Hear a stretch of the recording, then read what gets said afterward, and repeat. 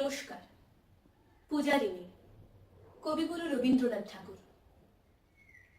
নৃপতি বিম্বিসার নমিয়া বুদ্ধে মাগিয়া লইলা পাদু নখকলা তার স্থাপিয়া নিভৃত প্রাসাদ কাননে তাহারে উপরে রচিলা যতনে অতি অপরূপ শিলাময় স্তূপ শিল্প শোভার সার। সন্ধ্যাবেলায় শুচিবাস করি রাজপথু রাজবালা আশিতেল ফুল সাজায় ডালায় স্তূপ পদমূলে সোনার থালায় আপনার হাতে দিতেন জ্বালায় কনক প্রদীপ মালা। অজাত শত্রু রাজা হলো যবে পিতার আসনে আসি পিতার ধর্ম সরিতে স্রোতে মুছিয়া ফেলিল রাজপুরী হতে সপিল যজ্ঞ অনল আলোতে বুদ্ধ শাস্ত্র রাশি। কহিল ডাকিয়া অজাত শত্রু রাজপুর নারী সবে বেদ ব্রাহ্মণ রাজা ছাড়া আর কিছু নাহি ভাবে পূজা করিবার। এই কটি কথা যেন মনে সার ভুলিলে বিপদ হবে।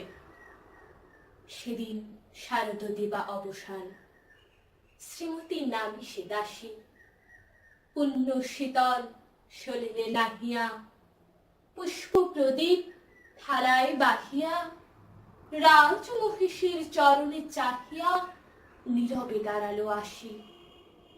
শিহরে সবহে মহিষী কহিলা একথা নাহি কি মনে অজাত শত্রু করেছে রটনা স্তূপে যে করিবে অর্ঘ্য রচনা শুলের উপরে মরিবে সে জনা অথবা নির্বাসনে।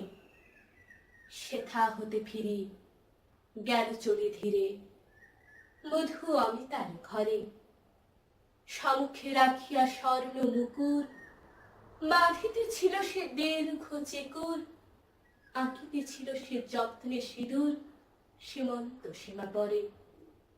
শ্রীমতীর হেরি বাকি গেল রেখা কাঁপি গেল তার হাত কহিল অবোধ কি সাহস বলে এনেছিস পূজা এখনই যা চলে।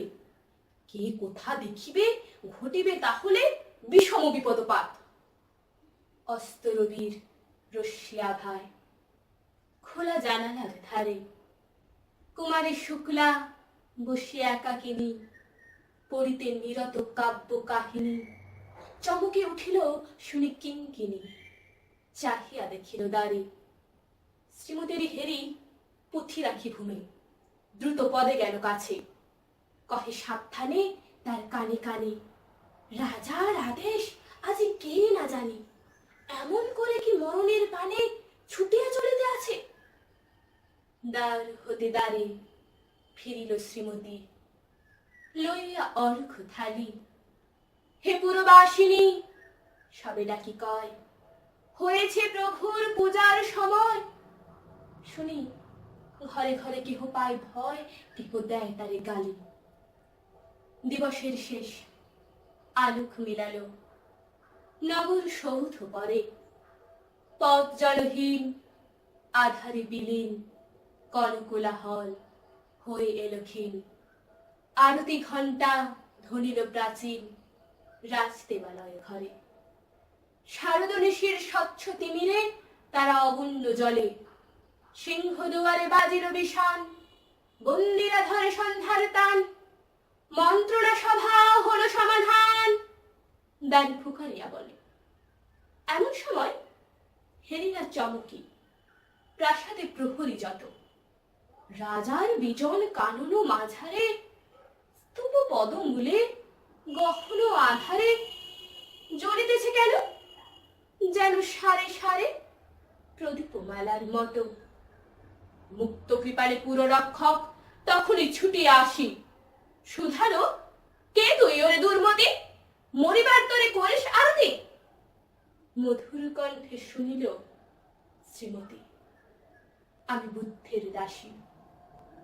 সেদিন সূত্র পাষাণ ফলকে পড়িল রক্ত লেখা সেদিন শারদ স্বচ্ছ নিশীথে প্রাসাদ কাননে নীরবে নিভৃতে স্তূপ পদমূলে নিবিড় চকিতে শেষ আরতির শিখা।